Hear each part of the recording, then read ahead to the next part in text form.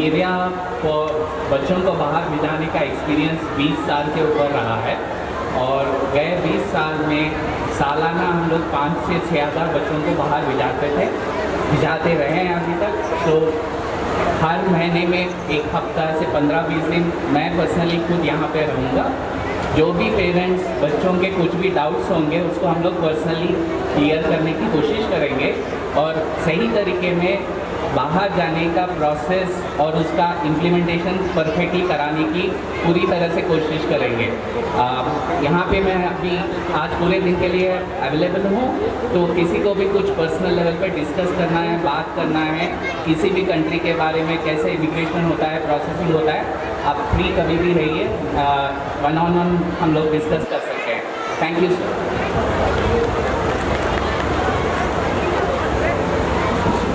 Hello everyone, myself Rajneesh Bhatnagar from Prerna education. मैं आपके शहर में आपके बच्चों को आपके घर में पढ़ा के डॉक्टर्स एंड इंजीनियर बनाने के लिए आया हूँ। कौशिक सर के आशीर्वाद से मैं आपके शहर में आपके बच्चों को आप कोटा भेजने की दिक्कत जो आपको होती है वो आप सोल्यूशंस आपके शहर में आपके पास लेके आया हूँ। मैं प्रेरणा एजुकेशन कोचिंग इंस्टीट्यूट जहाँ पे हम बच्चों को इंजीनियरिंग और मेडिकल कॉलेज में भेजते हैं, जहाँ पे हम बच्चों को उनके स्कूल की शिक्षा के साथ साथ कॉम्पिटिटिव एग्जाम्स के लिए objective plus subjective both number of question variety of question के साथ तैयार करते हैं। तो जो बच्चे अब अपनी इस लड़ाई के लिए कोटा के लिए, चंडीगढ़ के लिए या अपने घर परिवार से माता पिता के आशीर्वाद से दूर हो जाते थे, वो थोड़ा महसूस नहीं कर पाते थे अच्छा, और घर परिवार में भी दिक्कत रहती थी अपने बच्चों को लेकर, उनके लिए अब आपको अपने बच्चों को कोटा भेजने की कोई भी ज़रूरत नहीं है।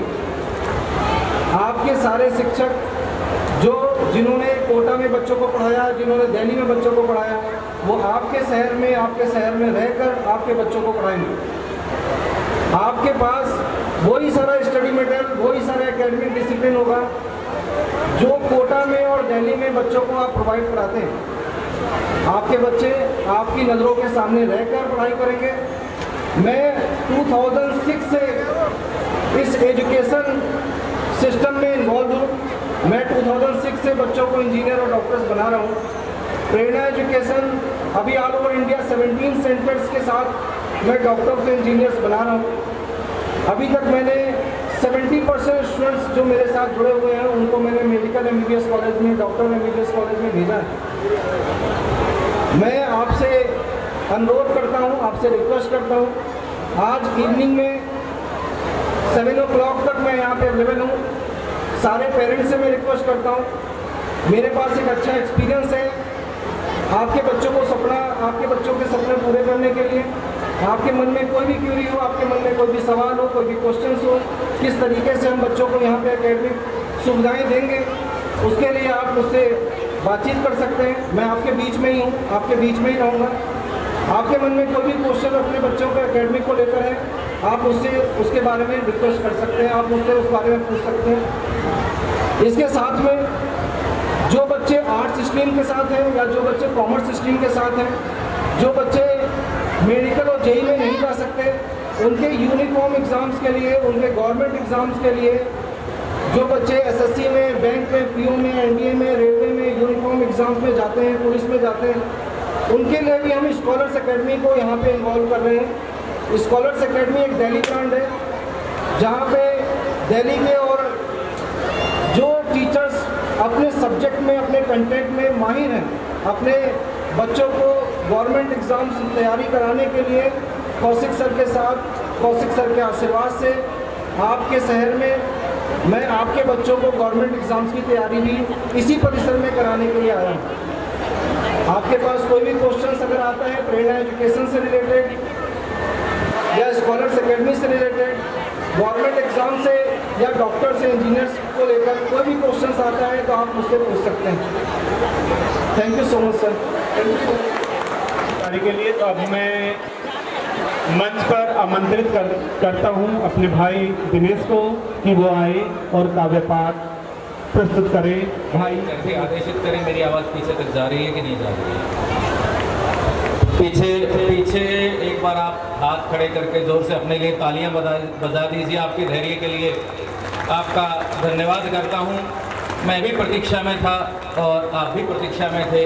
भगवान परशुराम को प्रणाम करते हैं। भगवान पुंडरीकाक्ष की धरती पुंडरीक तीर्थ पर आप सभी का स्वागत करता हूँ। सबसे पहले सम्मानित मंच की ओर आप सभी मंच पर जो विराजमान लोग हैं आप सभी परिचित हैं। भगवान परशुराम को प्रणाम करने के बाद माँ शारदा को प्रणाम करता हूँ। शारदा वंदना हो चुकी है। आपका समय नहीं लूँगा, सीधे कविताओं की तरफ बढ़ेंगे। लेकिन बस एक वादा आपसे चाहता हूँ, जो इधर उधर घूम रहे हैं उनसे गुजारिश है 10 मिनट बैठ के आप सुने। आपका मन लगे उसके बाद बैठें, आपका मन ना लगे उसके बाद ना बैठें। लेकिन केवल 10 मिनट का समय हमें आपसे जुड़ने के लिए आप दें, क्योंकि बशीर बद्र कहते हैं पूरी धरा भी साथ दे तो और बात है। ध्यान दीजिएगा, बस मैं आपसे सीधा जुड़ रहा हूँ। आप 1-2 लाइनें पकड़िए और उसके बाद आपका और हमारा कनेक्शन सीधा हो जाना है। ऐसा मेरा वादा है आपसे। बशीर बद्र जी ने क्या कहा? पूरी धरा भी साथ दे तो और बात है, पर तू जरा भी साथ दे तो और बात है।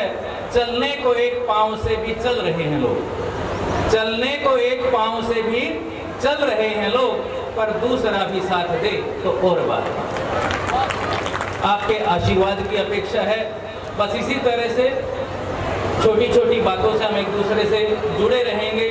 आज परशुराम जन्मोत्सव आप मना रहे हैं। पिछले सैकड़ों सालों की गुलामी के बाद संस्कारों को जुटाने का एक अवसर है। क्यों? क्योंकि मुक्त गगन स्वच्छंद वतन में, मुक्त गगन स्वच्छंद वतन में जो हम आनंद लूट रहे, बलिदानों का प्रतिफल उनके जो फांसी पर झूल गए, बलिदानों का प्रतिफल उनके जो फांसी पर झूल गए। राजगुरु सुखदेव भगत सिंह, परिचित है ना आप तीनों नामों से? राजगुरु सुखदेव भगत सिंह बच्चों को बतला देना है जिनसे अस्तित्व हमारा, उनको शीश नवा लेना। रोज रात को दिवाली के दिए आप जरूर जलाते हैं, पर असली दिए कौन से जलाने हैं? रोज रात को कंगूरे पर दिए चंद जला देना है जिनसे अस्तित्व हमारा, उनको शीश नवा देना। जिनकी वजह से आप और हम हैं, जिनकी वजह से हमारे संस्कार जिंदा हैं, वो चीजें जिंदा रहनी चाहिए। और वो जिंदा रखने का काम प्रोफेसर साहब कर रहे हैं, वकील जी ने किया है। प्रोफेसर साहब के लिए कह रहा हूँ, अभी अपनी बात वो कर रहे थे, तेरी महफिल भी खूबसूरत है, तेरी महफिल भी खूबसूरत है, उसका हासिल भी खूबसूरत है। तेरी महफिल भी खूबसूरत है, उसका हासिल भी खूबसूरत है। आपसे मिलकर यूं लगा मुझको आपका दिल भी खूबसूरत है। तो आपके खूबसूरत दिल को प्रणाम करता हूं। और बशीर बद्र कहते हैं, पत्थर मुझे कहता है मेरा चाहने वाला, पत्थर मुझे कहता है मेरा चाहने वाला, मैं मोम हूँ, मैं मोम हूँ, उसने मुझे छूकर नहीं देखा। मैं मोम हूँ, उसने मुझे छूकर नहीं देखा। नारी की कोमल भावनाओं को व्यक्त करने के लिए पंचकूला से हमारे बीच में है सविता गर्ग साहबी, आमंत्रित कर रहा हूँ।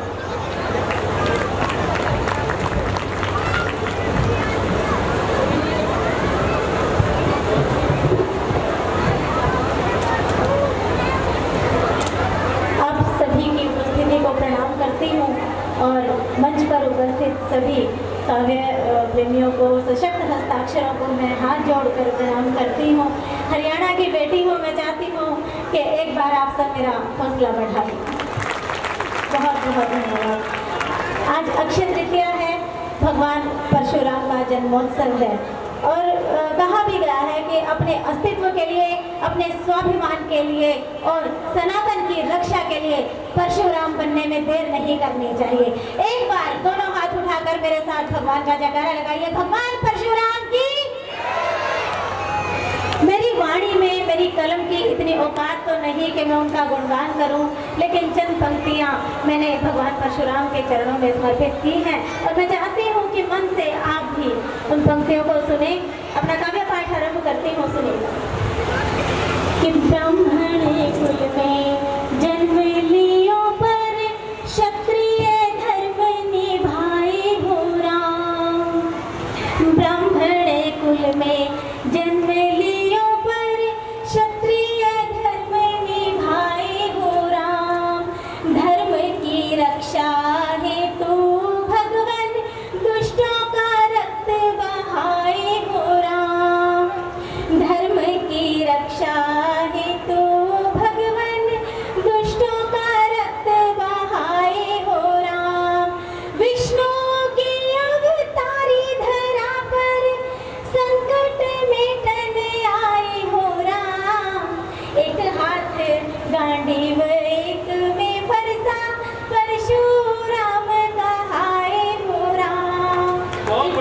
बढ़िया, तालियां।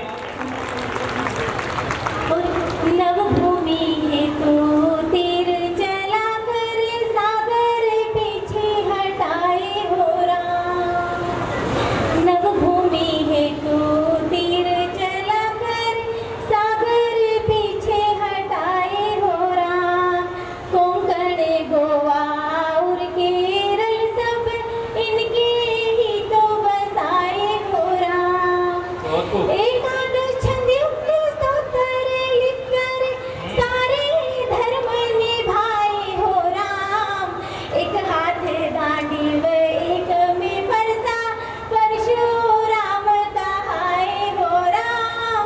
एक हाथ गांडीव एक में फरसा परशुराम कहाए हो राम। जिंदाबाद। बहुत शुक्रिया, बहुत बहुत धन्यवाद। आप सब बहुत मन से सुन रहे हैं और मेरा भी मन है कि मैं जो मेरी कलम से जो निकला है मैं भैया आप तालियां कम दे रहे हैं। देखिए मंच को प्रस्तुति पसंद आ रही है, पर आपको पसंद आते हुए भी आप इतने मंत्रमुग्ध हो गए हैं कि तालियां बजाना भूल गए हैं। और कवियों की खुराक होती है तालियां। क्योंकि भगवान राम और परशुराम में अंतर बिल्कुल मत ढूंढिए। उन दोनों में समानता ये है कि दोनों ने अपने अपने तरीके से धर्म की रक्षा के लिए ही अपने शस्त्र उठाए हैं। मैं एक पुष्प की भगवान राम के चरणों में समर्पित करना चाहती हूँ और मैं चाहती हूँ कि यहाँ जो एक एक बच्चा यहाँ बैठा है, जो यहाँ पर मेरे बुजुर्ग जो बैठे हैं या मेरे हमउम्र जो बैठे हैं, वो इस पुष्पांजलि में मेरे साथ मेरे सहयोगी बने, मन से इसके साथ जुड़े। समर्पित करती हूँ गीत, आप सब सुनिएगा। स्वागत है, स्वागत है। गीत पुष्प एक करूं मैं अर्पित राम तुम्हारे चरणों में। रहे मेरा मन सदा समर्पित राम तुम्हारे चरणों में। बहुत बढ़िया, बहुत बढ़िया। गीत पुष्प एक करूं मैं अर्पित राम तुम्हारे चरणों में। रहे मेरा मन सदा समर्पित राम तुम्हारे चरणों में। जिंदाबाद सविता, जिंदाबाद। शबरी केवट और निषाद का जीवन भव से पार किया। शबरी केवट और निषाद का जीवन भव से पार किया। पत्थर होकर राह देखती अहिल्या का उद्धार क्या बात है, किया। क्या बात है, क्या बात है। पत्थर क्या हो? होकर राह देखती अहिल्या का उद्धार किया। जीव जीव जग का आनंदित राम तुम्हारे चरणों में। रहे मेरा मन सदा समर्पित राम तुम्हारे चरणों में। बहुत बढ़िया, बहुत बढ़िया, जिंदाबाद। बहुत धन्यवाद। और क्या कहती हूँ कि वाणी में कटुता न आए और निर्मल व्यवहार रहे। इस सृष्टि सब जीवों से भगवान मुझको प्यार रहे। राम नाम पर इस जीवा का 8 पहर अधिकार रहे। याद करो और तुम आ जाओ, बस इतना उपकार रहे। क्या बात है। याद करो और तुम आ जाओ, बस इतना उपकार रहे। तन मेरा ये हो बस तर्पित राम तुम्हारे चरणों में।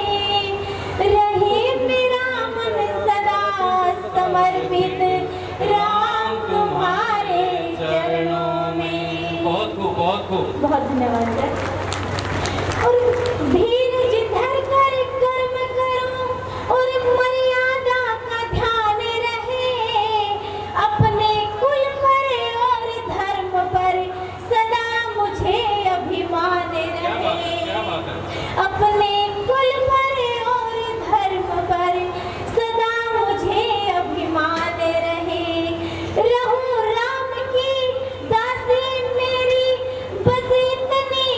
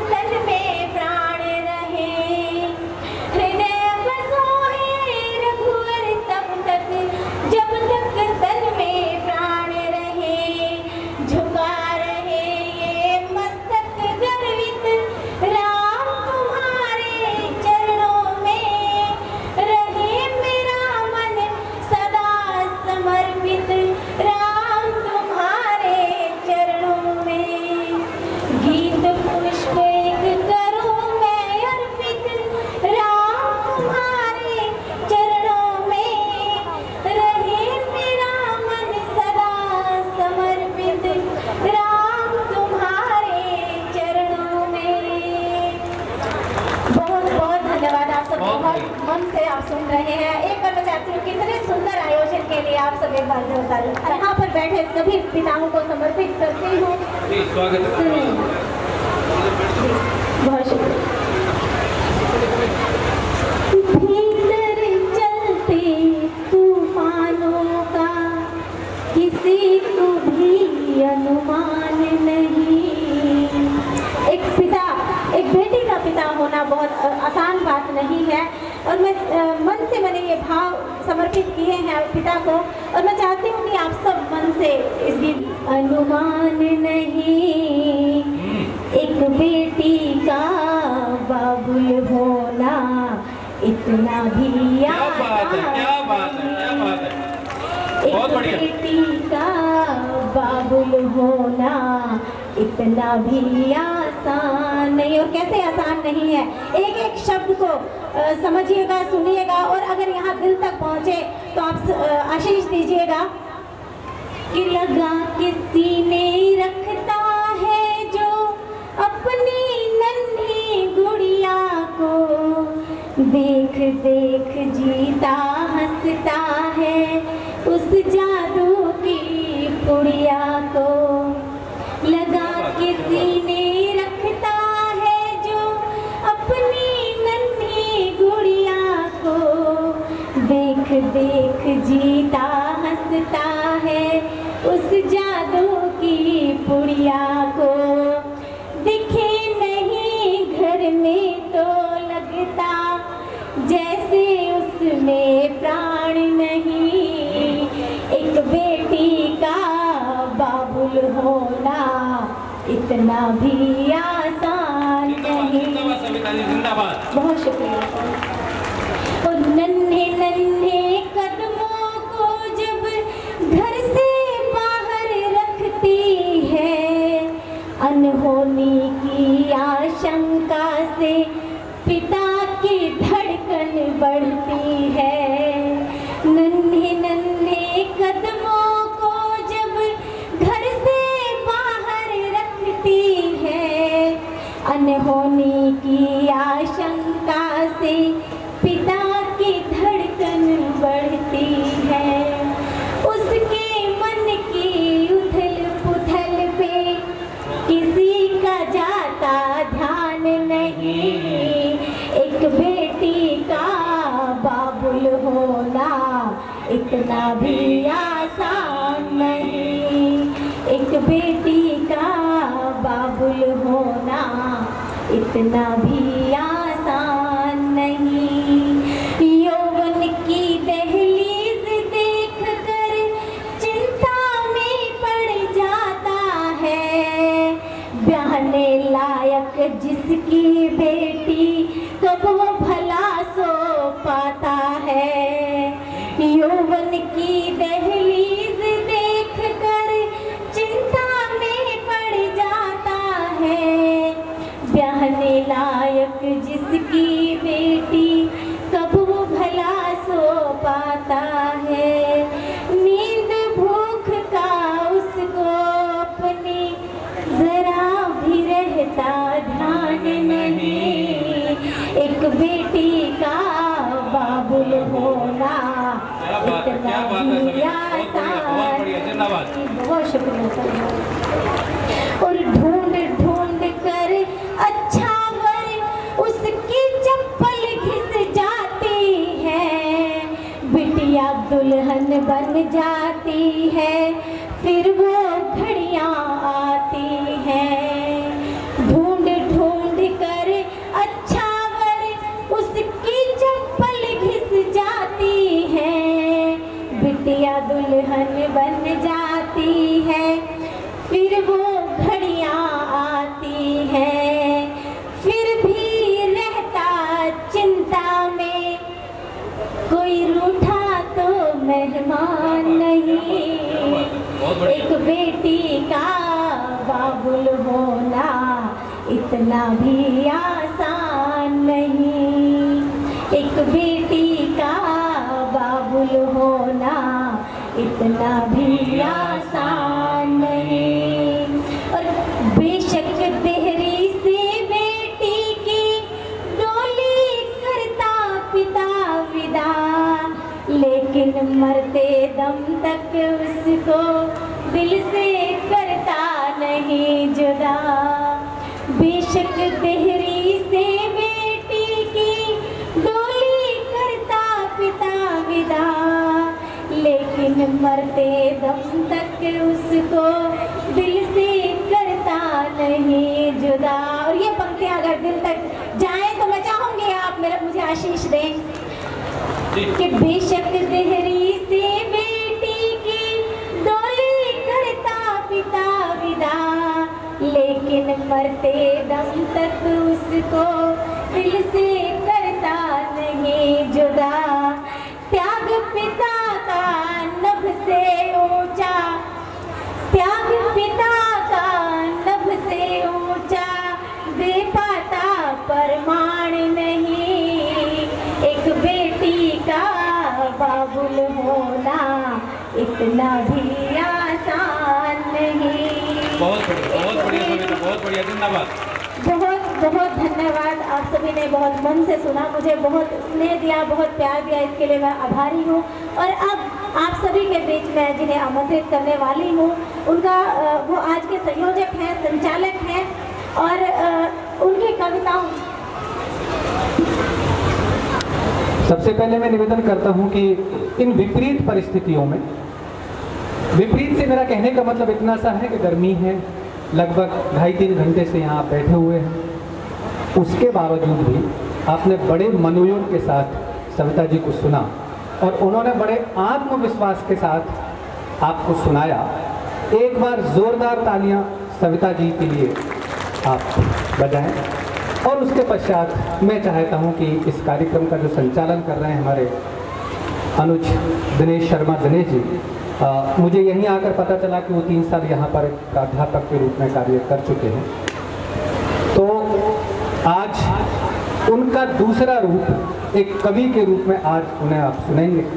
और हो सकता है कि आप में से कुछ लोग उस दौर के साक्षी हों जिस दौर में उन्होंने एक अध्यापक के रूप में यहाँ पर भूमिका बनाई थी। 4 पंक्तियों से आमंत्रित करता हूँ उनको। फकत दिल ही नहीं हमको मिलाकर हाथ चलना है, फकत दिल ही नहीं हमको मिलाकर हाथ चलना है, हमें लेकर तुम्हारे प्यार की सौगात चलना है।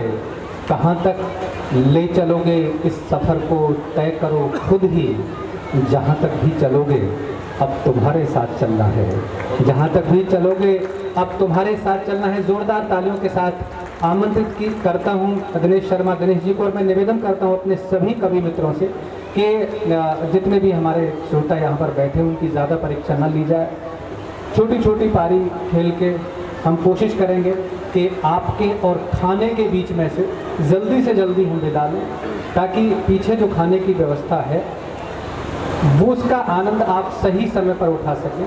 बस निवेदन इतना सा है कि लगभग आधा पौना घंटा जितनी देर भी हम आपके साथ में हैं, उतना पूरे मनोयोग से तालियों के साथ सुनिए, क्योंकि हम भी करीब 150-200 किलोमीटर की यात्रा पूरी करके आए, तो हमें भी लगना चाहिए कि आज इस जगह पर हमारा आना सफल हुआ।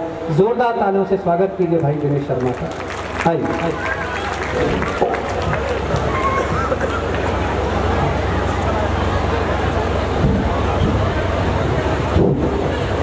सविता जी ने बहुत बढ़िया पढ़ा और उसके बाद मेरे अग्रज हैं चरण जी, उन्होंने आमंत्रित किया। गौरव की बात है आपके लिए भी मेरे लिए भी। बाहर मंचों पे जाना होता है, देश में दूसरी जगह जाना होता है, टीवी पे जाना होता है, वो आनंद नहीं आता जब अपने परिवार में आप हों और आपके अपने लोग महसूस करें कि आप कहाँ तक हैं, तो उस बात का एक अलग आनंद रहता है। इसलिए एक बार आपके लिए मैं कह रहा हूँ, धरती के जर्रे जर्रे में दिखता तेरा जमाल है, धरती के जर्रे जर्रे में दिखता तेरा जमाल है, सबकी देखभाल करता है सबका तुझे ख्याल है, सबकी देखभाल करता है सबका तुझे ख्याल है। और अब आपके लिए कह रहा हूँ, पकड़िएगा, छूट के पास से ना जाए। सबकी देखभाल करता है सबका तुझे ख्याल है, खुश रखना मेरे अपनों को हरदम मेरे मालिक, खुश रखना मेरे अपनों को हरदम मेरे मालिक, इनकी नेक दुआओं से मेरा जीवन खुशहाल है। आपका आशीर्वाद है, तब भी था, आज भी है। आपके आशीर्वाद, जहाँ भी हूँ आपके आशीर्वाद से हूँ। कौशिक साहब की प्रेरणा से हूँ। बस अभी इन दोनों भाइयों की आदत है, जब हरियाणा में मेरे साथ होते हैं तो छेड़खानी इनकी चलती रहती है। आज आते समय मिनट शुरू हो गया, भाई 10 मिनट रुकना है। मैं क्यों, क्या हो गया? ये जो ताऊ जा रहा है इससे बात करो, मैं जरूरी है यार, टाइम पे पहुंचना है, तो आप समझा करो। देख ये काम करना पड़ेगा, हरियाणा में आया हूँ तो मेरी मजबूरी है, मानना पड़ेगा। भाई ने जाके पूछा, ताऊ हरियाणवी बोलने की कोशिश करे था, पकड़ में आई नहीं, फिर हाँ ठीक है अपने वाले में काम चल रहा। ताऊ का नाम पूछा, सारी बात करी। ताऊ बच्चे कितने हैं? कि 3। ये करें नुका डॉक्टरी, किस चीज़ की डॉक्टरी करें? मुझे नहीं पता भाई किस चीज़ की डॉक्टरी करें। मेरी समझ में आएगी, विनीत की तो समझ मानी नहीं थी, हरियाणा वाले ना हरियाणा वाले समझ सकें। माताऊ ठीक बता। उनका बेटा बेरा है नहीं, मैं तो जिस टाइम भी पूछूं ना न्यू कहें तेरे की बीमारी है, वो अपनी बीमारी बता, तेरे की बीमारी है। अब बीमारी तो डॉक्टर पूछेगा। तो असली बात है माहौल बदल गया। अब बच्चे बुजुर्गों की बीमारी पूछते हैं, उनका ख्याल नहीं रखते। और केवल बात यहाँ से नहीं बिगड़ी, पूरे देश का वातावरण बदला है। पूरे देश के वातावरण की बात करूंगा, आपका समर्थन चाहूंगा, आपके बात समझ में आए तो तालियों से आशीर्वाद दें। कविता जी आपकी पसंद पढ़ रहा हूं। जब रामायण और महाभारत एक कहानी लगती है, प्रमाणों की प्रामाणिकता तब बेमानी लगती है। प्रमाणों की बात इस देश में बहुत हो रही है। कोई राम का प्रमाण मांगता है, कोई परशुराम का मांगता है, किसी को कृष्ण का प्रमाण चाहिए। मैं प्रमाणों की बात कर रहा हूं। जब रामायण और महाभारत एक कहानी लगती है, प्रमाणों की प्रामाणिकता तब बेमानी लगती है। और कौन लोग प्रमाणों की बात कर रहे हैं? जिनके पूर्वज ऋणी रहे हैं आर्यव्रत की माटी के, जिनके पूर्वज ऋणी रहे हैं आर्यव्रत की माटी के, उनके वंशज पर प्रश्न उठाते देश धर्म परिपाटी के। बारूदों के सौदागर को धर्म कर्म की चिंता है। जो आतंक फैलाते हैं वो धर्म कर्म की बात कर रहे हैं, धर्म में ये होना चाहिए, कर्म में ये होना चाहिए। बारूदों के सौदागर को धर्म कर्म की चिंता है। मानव के अधिकार बताते चंद लुटेरे बाटी के, मानव के अधिकार बताते चंद लुटेरे बाटी के। जब आतंकी सौदागर की बातें बचकानी लगती हैं, प्रमाणों की प्रामाणिकता तब बेमानी लगती है। प्रमाणों की प्रामाणिकता तब बेमानी लगती है। और एक समस्या पूरे देश में पिछले 10-5 साल में आपने देखी होगी, आपकी बात कह रहा हूँ। जोश जवानी में युवा बलात्कार कर जाते हैं। मेरी माताएं बहनें बच्चियां बैठी हैं, उनके बीच में देश की बात रख रहा हूँ। क्या कहते हैं? जोश जवानी में युवा बलात्कार कर जाते हैं, भेदभाव से पीड़ित जनगोला बारूद उठाते हैं, ऐसा कहा जाता है। भेदभाव से पीड़ित जनगोला बारूद उठाते हैं। मानवता के अधिकारों की जब ये बातें होती हैं, जब न्याय अंधेरे में होता, रात को 12 बजे अदालतें लगती हैं। जब न्याय अंधेरे में होता, युक्ति मनमानी लगती है। प्रमाणों की प्रामाणिकता तब बेमानी लगती है। तब सारे प्रमाण धरे धराए रह जाते हैं। वंदे मातरम जनगण मन, वंदे मातरम जिससे आप सब आहत होते हैं। वंदे मातरम जनगण मन धर्म द्रोह कहलाता हो, राम नाम जय घोष से हाथ रजनी चर चिल्लाता हो। न बचे आबरू गंगा की तैयारी कर बैठे हैं, पत्थर बम तलवार ईंट छत पर सब मिल जाता हो। आप तक मेरी बात शायद पहुंची नहीं। पत्थर बम तलवार ईंट छत पर सब मिल जाता हो। जब रामनवमी की यात्राएं इस देश में होती हैं तो छतों से तलवार पत्थर बम ये सब चलता है। पत्थर बम तलवार ईंट छत पर सब मिल जाता हो। और जब आंखें खूनी हो जाएं, बात तूफानी लगती है। प्रमाणों की प्रामाणिकता तब बेमानी लगती है। और परंपरा संस्कारों की बात कर रहा था। परंपरा संस्कार संस्कृति बात पुरानी लगती है। माता पिता और बुजुर्ग परंपरा संस्कार संस्कृति लाचार बताए जाते हैं। पिता और बुजुर्ग प्राचीन बताए जाते हैं। देश धरा को हीन बताते जबान कांपे जिनकी प्रमाणों में, देश धरा को हीन बताते जबान कांपे जिनकी दरबारों में सम्मानित वे कृतघ्न पाए जाते हैं। दरबारों में सम्मानित वे कृतघ्न पाए जाते हैं।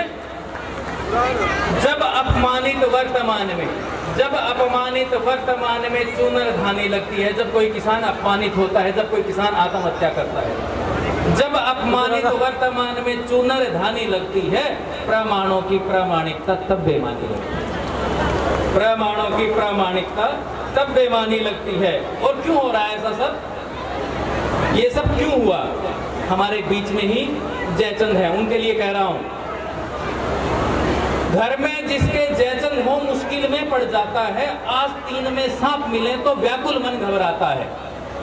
घर में जिसके जयचंद हो मुश्किल में पड़ जाता है, आस्तीन में सांप मिले तो व्याकुल मन घबराता है। प्रपंचों की चौसर पर लहू लुहान विश्वास पड़ा, घटमुख पर लगा दूध विषपान कराया जाता है। जब वार पीठ में होता है, धरती वीरानी लगती है। प्रमाणों की प्रामाणिकता तब बेमानी लगती है। प्रमाणों की प्रामाणिकता तब बेमानी लगती है। और जैसा चरण जी का आदेश था, एक कविता के साथ आपसे काव्य पाठ से अनुमति चाहूंगा, पर मंच पर आमंत्रित कर रहा हूं आपको हास्य से आनंदित करने के लिए देश का बहुत बड़ा नाम, अंतर्राष्ट्रीय मंचों पर अपनी पहचान रखने वाले और हर हफ्ते न्यूज 18 के शो लपेटे में नेताजी में आपसे रूबरू होने वाले विनीत भाई, उनको आमंत्रित कर रहा हूँ। इनकी आदत है, जैसा मैंने अभी बताया, इसी काम पे लगे रहते हैं। अभी इनके छोटे से बेटे हैं, एक दिन गुस्सा आ गया, छेड़खानी कर ली, तो हाथ उठाया, जैसे ही बच्चे के गाल तक जाने वाला था, बच्चे ने हाथ पकड़ लिया। विनीत भाई को बहुत बुरा लगा, ये क्या कर रहा है? नहीं पापा, मार तो लेना, पर मेरे 2-3 सवालों का जवाब दे दो। यहाँ बहुत कि आपको आपके पापा ने मारा? कि हाँ मारा, बहुत मारा। और उनको मेरे दादाजी ने?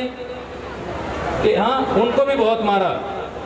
और उनको उनके पापा ने, मेरे परदादा ने, उनको भी बहुत मारा। कि बस बहुत हो गया, खानदानी गुंडागर्दी नहीं चलेगी।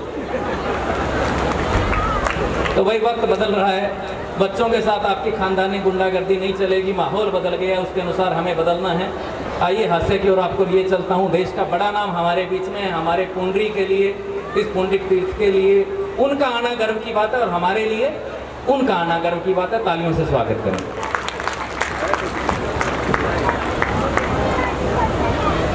आप सबको प्रणाम करता हूँ, मंच को नमन करता हूँ, सबको एक स्वर में राम राम करता हूँ। भाई राम राम तो कर दो। यही बात होती है। मैं वही बता रहा था, आपने कह दिया इन्होंने हास्य का आदमी है। मेरा काम लोगों को हंसाना है, इन लोगों का काम लोगों को टेंशन देना है। मैं आपको सच बता रहा हूँ, दुनिया में सबसे मुश्किल काम है हंसाना, और सबसे आसान काम है टेंशन देना। मैं नुस्खा बता रहा हूँ बाबूजी, आप आजमा के देख लो।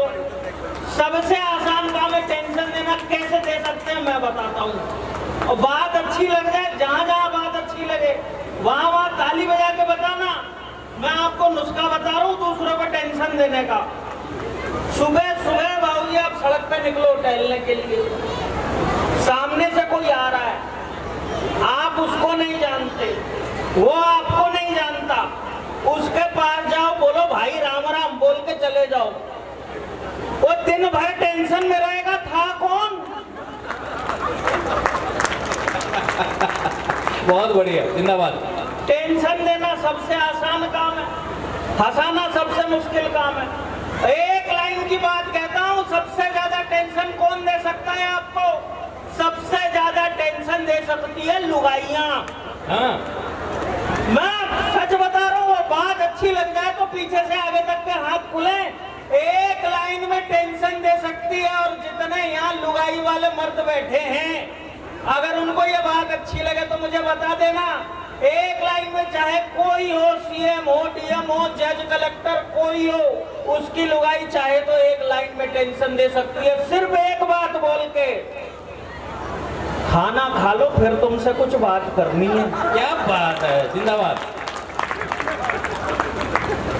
भाई वो रोटी का निवाला हलक से नीचे उतर जाए तो मेरा नाम बदल दो।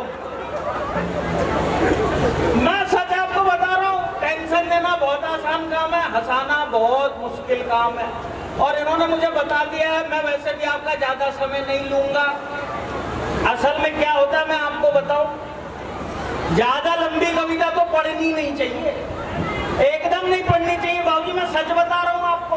वो एक कवि आया, उसने बहुत लंबी कविता पढ़ दी, बहुत ही लंबी कविता पढ़ दी, इतनी लंबी कविता पढ़ दी कि अगली पंक्ति का एक वीआईपी जो था वो फिर था वो निकल गया। मैं आपको सच बता रहा हूँ, कवि के ऊपर केस हो गया, कोर्ट में ले जाया गया। जज ने कहा कि तेने इतनी लंबी कविता क्यों पढ़ी, देश का एक वीआईपी कम कर दिया, तुझे फांसी की सजा होगी, अपनी अंतिम इच्छा बता। अब कवि ने जो अपनी अंतिम इच्छा बताई है, सुन के आनंद आ जाए तो फिर से एक बार हाथ खुले, बोले तेरी वजह से एक वीआईपी कम हो गया, तुझे फांसी की सजा होगी, अपनी अंतिम इच्छा बता। कवि ने कहा जी वही वाली कविता जज साहब एक बार आपको सुनाना चाहता हूँ। इसलिए मैं लंबी नहीं सुनाऊंगा, मैं छोटी छोटी बातें कहता हूँ। मैं आपको बताए बच्चे की बात कह रहे थे, और हाँ मैं प्राचार्य साहब है, हमारे चेयरमैन साहब है, मैं इनको प्रणाम करता हूँ। ये बता रहे थे, घोषणा कर रहे थे कि बच्चे का 100/100 नंबर आए। भाई साहब मुझे पानी का घूंट पीना पड़ा कि एक बच्चे के 100 नंबर।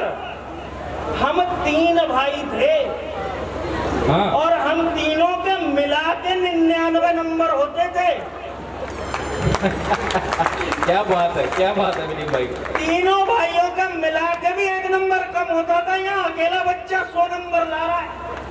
मैं आपको बताऊं, ये बच्चे, मैं आपको बिल्कुल हकीकत बात बता रहा हूँ, हम हास्य कवि, हमको छोटे बच्चे भी निपटा जाते हैं। वो एक आ गया मेरे पास, बोला कवि हो, मैंने कहा हूँ। बोला कविता लिखते हो, मैंने कहा हाँ। बोला आपके पिताजी लिखते थे क्या, मैंने कहा हाँ लिखते थे। बोला उनके पिताजी लिखते थे, मैंने कहा हाँ लिखते थे। बोला उनके पिताजी, मैंने कहा लिखते तो थे, लेकिन तू ये क्यों पूछ रहा है। अब बच्चे ने जो जवाब दिया है सुन के आनंद आ जाए तो एक बार सारे मिलकर ताली बजाना। मैंने कहा लिखते तो थे, लेकिन तू ये क्यों पूछ रहा है। उसने कहा जी ऐसे ही पता लगाने की कोशिश कर रहा हूँ, ये बेवकूफी की जड़ शुरू कहाँ से हुई है। भाई साहब बेइज्जती हो गई, बदला लेना था। मैंने उसको एक तरफ बुलाया, मैंने कहा बेटा एक बात बता, अगर तेरे पूर्वज हाथी होते तो तू क्या होता। उसने कहा जी तब मैं छोटा हाथी होता। मका अगर वो घोड़ा होते तो, बोला फिर छोटा घोड़ा होता। मका अगर वो गधे, उल्लू, इनमें से कोई होते तो तुम क्या होते। बाबूजी मैं ये सोच रहा था बच्चा जवाब देगा, मेरी बेइज्जती का बदला निकलेगा, कलेजे को ठंडक पहुंचेगी। लेकिन वो बच्चा सन 2000 के बाद वाला था। बच्चे 2000 से पहले ही पैदा हुए, उसके बाद डायरेक्ट पिताजी ने उतार लिया है। मैं कहा बेटा अगर तेरे पूर्वज गधे, उल्लू, इनमें से कोई होते तो छूटते ही बोलता, फिर तेरे जैसा हास्य का कोई कवि होता। क्या बात। भैया आप लोगों को आनंद आ रहा है, मजा आ रहा है क्या। अगर आ रहा होता आगे से पीछे तक एक बार तालियां बजा के बताएं। मैं आपको सच बात कहने जा रहा हूँ बाबूजी, यहाँ जितने प्रबुद्ध जन बैठे हैं, सब मेरे बड़े बुजुर्ग बैठे हैं, सब मेरे युवा साथी बैठे हैं, मेरी छोटी बहनें बैठी हैं, माताएं बैठी हैं। एक पंक्ति कहता हूँ और आपको लगे कि हाँ ये बात बिल्कुल सच्ची है तो मुझे अपना आशीर्वाद दे दीजिएगा। पिछले 2-3 साल ने हमको जिंदगी जीना सिखा दिया। और तब मैं एक बात कहना चाहता हूँ कि इस पूरी दुनिया में तनाव से बड़ा कोई वायरस नहीं है और हंसी से बड़ी कोई वैक्सीन नहीं है। और तब हम आए हैं आपके पास, आपको आपके तनावों से दूर करने के लिए है। मैं आपको बताऊं, एक बड़ी मजे की बात कह रहे थे ना, हरियाणा की बात, बिल्कुल हकीकत बात बता रहा हूं। हरियाणा का आदमी अद्भुत होता है साहब, अद्भुत होता है हरियाणा का आदमी। हम रास्ते में आ रहे थे, एक ताऊ मुझे दिख गया, मैंने ताऊ से मुझे रास्ता नहीं पता, मैं पहली बार आया हूँ। एक ताऊ मुझे दिख गया, मैंने ताऊ से कहा ताऊ पुंडरी, बोला मैं नहीं जा रहा। क्या बात है? मैं कहा ताऊ पुंडरी जाना है। हाँ, ताऊ ने कहा फिर जा। मैंने रोक रखा। मैं कहा ताऊ ये रास्ता पुंडरी जाता है क्या? हाँ, बोले 30 साल से तो मैंने इसे कहते हुए देखा नहीं। अगले ने सारी बात कह दी, रास्ता नहीं बताया। मैं आपको बिल्कुल बता रहा हूँ, छोटे बच्चों की बात जो चल रही थी वो क्या हुआ, मैं आपको 2-3 मिनट की बात और कह के मैं आपको एक कविता सुना दूंगा। जी भाई, स्वागत। वो हरियाणा के एक गांव में एक दादी अपने पोते को खिला रही थी। बहुत ध्यान से सुनना, जितनी माताएं यहाँ बैठी है बहुत ध्यान से सुनना।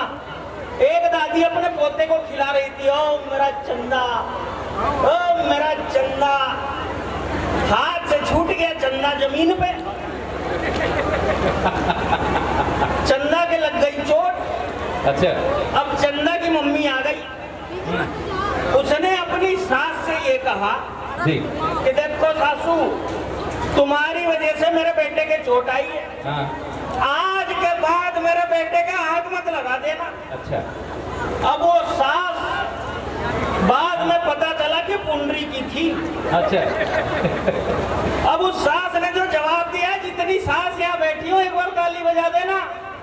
सास भी छठी हुई, उसने कहा देख बहू, मैं आज के बाद तेरे बेटे के हाथ नहीं लगाऊंगी और तू मेरा बेटा मत छेड़ दिए। क्या बात है, बहुत बढ़िया। ये चलता है, मैं आपको बताऊं। छोटे बच्चे, हरियाणा के बच्चे अद्भुत बच्चे होते हैं साहब। वो एक मास्टर ने एक बच्चे से पूछ लिया कि जिसे सुनाई न देता हो उसे क्या कहते हैं। अब बच्चा हरियाणा का बोले जिसे सुनाई न देता हो उसे क्या कहते हैं। बच्चे ने कहा जी जिसे सुनाई नहीं देता उसे कुछ भी कहो। कुछ भी कहो। क्या बात। जिसे सुनाई न देता हो वैसा। लेकिन आइए, मैं प्यार मोहब्बत की बात करने वाले थे, प्यार मोहब्बत की बात की। मैं 2-4 पंक्तियां जोड़ के अपना स्थान लूंगा आपके सामने से। होता क्या है साहब, ये प्रेम प्यार की बातें करते हैं, लेकिन प्रेम प्यार दरअसल में है क्या? प्रेम प्यार क्या है मैं आपको बताऊं। यहाँ तो हम आए, हमने आप सबने देखा हमारा इतना अच्छा सम्मान हुआ। चेयरमैन साहब ने हमको तोहफे दिए, हमको फूल माला से हमारा स्वागत किया, बहुत अच्छा लगा। वरना हमारे तो ऐसे ऐसे सम्मान होते हैं कि बताने में हिचक होती है। मैं सच बता रहा हूँ, मैं कवि सम्मेलन में था लखनऊ। वहाँ जिस आयोजन समिति ने कार्यक्रम कराया था, कविता की भूमिका बना रहा हूँ, आनंद से सुनिएगा। वहाँ जिस आयोजन समिति ने कार्यक्रम कराया था उसके अध्यक्ष मंच पे आए।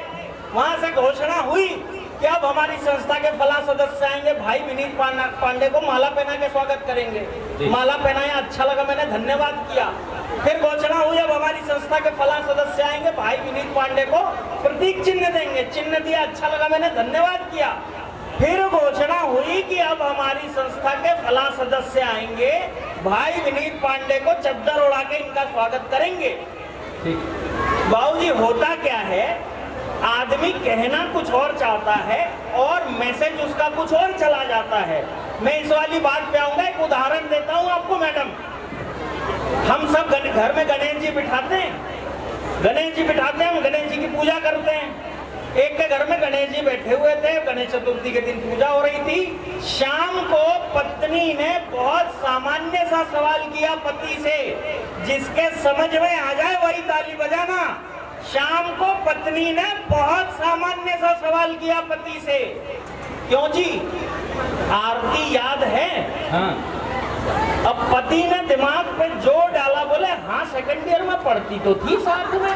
जिंदाबाद। और तालियां तो इस बात पे। इतना सुनने के बाद पहले पति देव की पूजा हुई, गणेश जी बाद में पूजे गए। आदमी कहना कुछ और चाहता है, बात कुछ और हो जाती है। तो वो सदस्य चद्दर लेके आ गए, आके बगल में खड़े हो गए। अध्यक्ष ने देखा कि ये चद्दर नहीं उड़ा रहे, तो ना दूसरी बार कहा सदस्य आ गए हैं, अब ये चद्दर उड़ा के स्वागत करेंगे। फिर सदस्य इधर खड़े, इधर मैं खड़ा। जब चौथी बार अध्यक्ष से रहा नहीं गया तो उन्होंने सदस्य को मारी कोनी। बोले तुम स्वागत करते क्यों नहीं? अब सदस्य ने जो जवाब दिया है सुन के आनंद आ जाए तो कविता से पहले वाली तालियां बजा देना। बोले तुम स्वागत करते क्यों नहीं? सदस्य ने कहा जी चद्दर तो मैं ओढ़ा दूं, पांडे जी लेटे तो सही। क्या बात है, जिंदाबाद जिंदाबाद विनीत भाई। चेयरमैन साहब मैं आपको अतिरिक्त प्रणाम करता हूँ, पहली बार हंसे हैं। मैं सच बता रहा हूँ, हमारे साथ हास्य कवियों के साथ ये संकट होता है। मैं बिहार गया था चेयरमैन साहब, वहाँ 2000 की भीड़, मैंने आधे घंटे तक कविता पढ़ी, किसी ने ताली नहीं बजाई। आधे घंटे बाद पीछे बैठे एक ताऊ ने ताली बजाई। मैंने उस ताऊ को यहीं से हाथ जोड़े, मैंने कहा ताऊ आपका बहुत बहुत धन्यवाद, आपको बात समझ में आ गई क्या? ताऊ ने कहा अरे नहीं तू तो कविता पढ़, मैं तो अपना तंबाकू कूट रहा हूँ। तो हमारे साथ तंबाकू बहुत कूटे जाते हैं। आइए हमारे युवा साथी यहाँ बैठे हैं, मैं बस 2 छंद रख के अपना स्थान लेता हूँ। हमारे देश में एक त्योहार आया है चेयरमैन साहब, उस त्योहार को कहते हैं प्रेम चौदस। नए बच्चे उसको वैलेंटाइन डे भी कहते हैं। अब ये त्योहार सारे मनाते हैं, मैं नहीं मनाता। मैं क्यों नहीं मनाता, आपको 2 छंद में बात रखता हूँ, सुनना आप। एक बार मनाने की कोशिश की थी, ये वैलेंटाइन डे हुआ, क्या हुआ आप सुनो। अब कि कॉलेज में एक अति सुंदर बाला को देख प्रेम ने जी ले ली अंगड़ाई मेरे मन में, कि हर जगह वही दिखती थी मुझे रूप जैसे, बस गया था जी उसका मेरे नयन में। के फूल, आप ध्यान से सुनना, मैं एक शब्द चित्र बना रहा हूँ, आप उस शब्द चित्र की कल्पना करेंगे, आपको बहुत आनंद आएगा। कि कॉलेज, इसकी थोड़ी सी साउंड बढ़ा दो भैया, आवाज खींच खींच के इसने गला बैठा दिया मेरा। कि कॉलेज में एक अति सुंदर बाला को देख प्रेम ने जी ले ली अंगड़ाई मेरे मन में, हर जगह वही दिखती थी मुझे रूप जैसे, बस गया था जी उसका मेरे नयन में। के फूल देने गया ही था तभी देख लिया उसके भाई ने जो था 4 गुना मेरे वजन में। ऐसी सेवा की भाई ने के हृदय की प्रेम पीड़ा फैल चुकी है जी मेरे पूरे ही बदन में। लेकिन बात इतने पे खत्म हो जाती तो बात थी, कैसे कैसे धोया उसके भाई ने क्या बताऊं, 2 का मुझको तो भैया 4 दिखता है अब। और हीरो कहते थे मुझे कॉलेज में पहले, जो कहते हैं बेचारा लाचार दिखता है अब। और इश्कबाजी छोड़ी तब से ये वैलेंटाइन डे, फालतू फिजूल या बेकार दिखता है अब। अंतिम पंक्ति सौंप के अपना स्थान लेने जा रहा हूँ। आपकी तालियां मुझे सालों तक, कितने महीनों तक ये याद रखना है कि मैंने कुंडली में आके आपके बीच काव्य पाठ किया था। अंतिम पंक्ति सौंपता हूँ आपको कि इश्कबाजी छोड़ी तब से ये वैलेंटाइन डे, फालतू फिजूल या बेकार दिखता है अब। और जब भी ब्यूटीफुल कोई लड़की है दिखती तो सीधे सीधे राखी का त्योहार दिखता है अब। बहुत बहुत धन्यवाद, बहुत बहुत।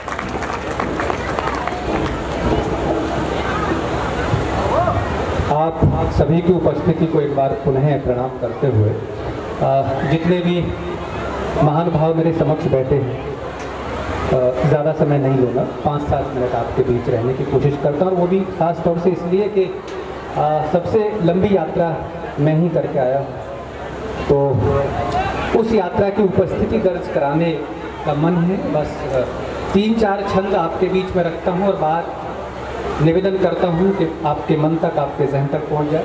तो बस जिस तरह से मेरे छोटे भाई बहनों को यहाँ पर आपने तालियों के साथ प्रोत्साहन दिया है, बस उसी तरह थोड़ी थोड़ी तालियां मेरे लिए भी बजा दीजिएगा, ताकि मेरी यात्रा सुखद रहे, आनंद अनुभूति रहे कि मैं आपके बीच में आया और आपने स्नेह और आशीर्वाद दिया।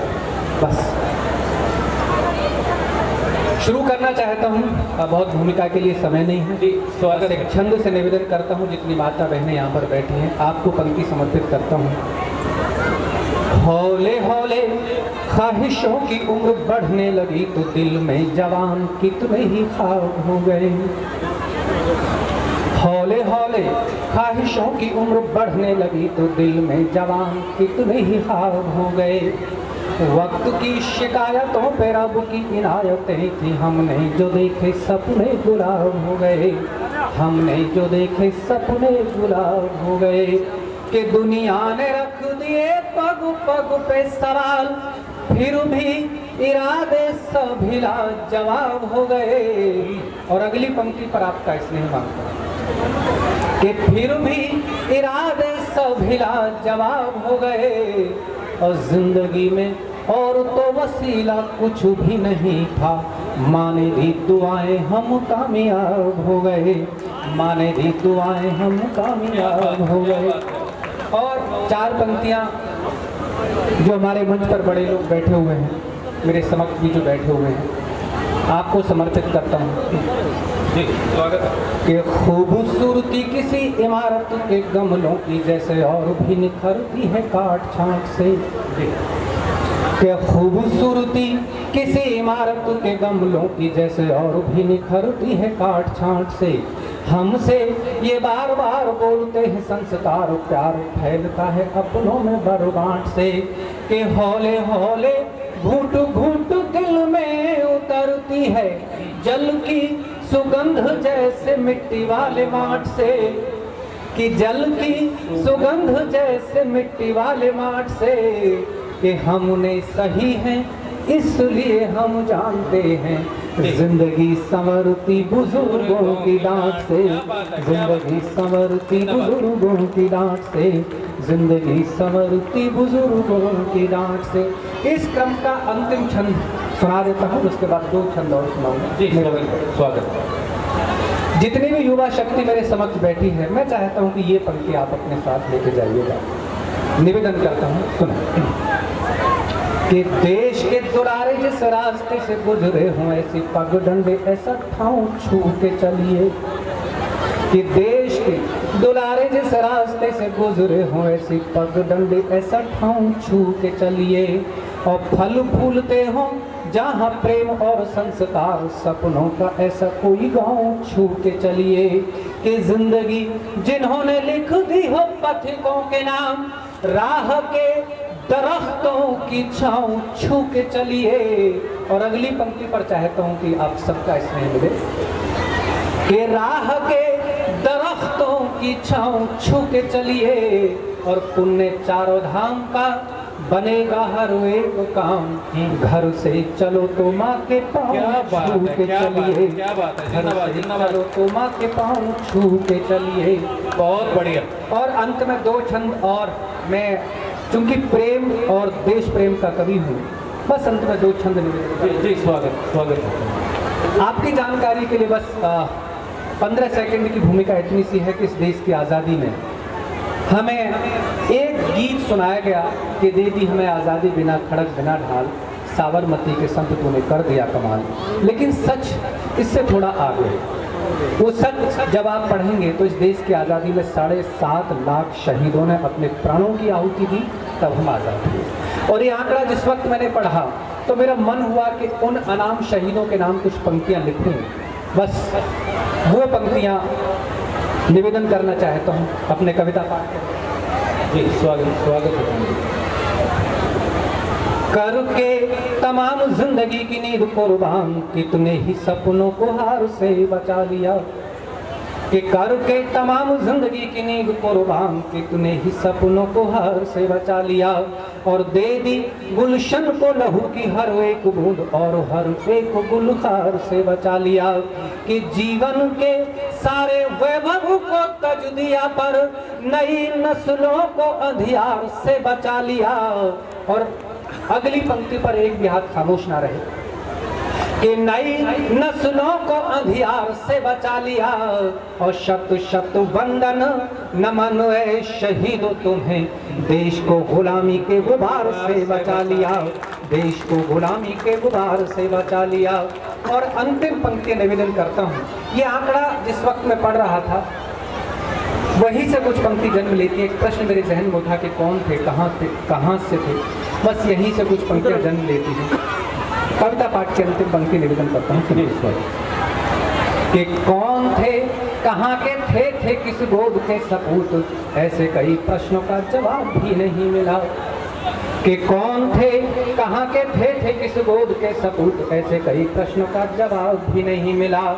और कितने जिए थे और कब हो गए शहीद, कईयों की उम्र का हिसाब भी नहीं मिला। कि कोई शिलालेख किसी गुंबद पे नाम नहीं, कि कोई शिलालेख किसी गुंबद पे नाम नहीं, और कोई वर्क़े किताब भी नहीं मिला। कि आओ एक बार उनको भी तो करें नमन, जिन्हें आज तक कोई खिताब भी नहीं मिला, जिन्हें आज तक कोई खिताब भी नहीं मिला, जिन्हें आज तक कोई खिताब भी नहीं मिला। का एक बंद सुनाता हूँ, 1 मिनट और आपके बीच में रहे, पूरा गीत नहीं सुनाऊंगा, अंतिम बंद निवेदन करता हूँ, सुनो जी। कहता हूँ सच मान सभी से अच्छा है अपना हिंदुस्तान सभी से अच्छा है। कहता हूँ सच मान सभी से अच्छा है अपना हिंदुस्तान सभी से अच्छा है। बंद सुनाता हूँ, सुनिए। वेद की ऋचाएं, पंचतंत्र की कथाएं और ऐसे उपनिषद पुराण कहीं भी नहीं। कि वेद की ऋचाएं, पंचतंत्र की कथाएं और ऐसे उपनिषद पुराण कहीं भी नहीं। कि बैजू बाबरा से सुरतान सैन जैसी तान रस खान जाए सी सुजान कहीं भी नहीं। कि ताज सी इमारत इबारत रामायण सी इतना बुजुर्गों का मान कहीं भी नहीं। और मंदिरों में गान और मस्जिदों में अजान, दुनिया में बुद्ध जैसा ध्यान कहीं भी नहीं, दुनिया में बुद्ध जैसा ध्यान कहीं भी नहीं। कि गीता का संदेश बसा है कण कण में, मिल जाते हैं राम हर घर आंगन में। तुलसी सूर कबीरा सबके दिल में है कविवर टैगोर हमारे जनगण में। जग में कोई और नहीं गुरु गोविंद सा, उनका हर बलिदान सभी से अच्छा है अपना हिंदुस्तान सभी से अच्छा है। कहता हूँ सच माँ सभी से अच्छा है। समय की अपनी मर्यादाएं हैं, अगर समय होता तो मैं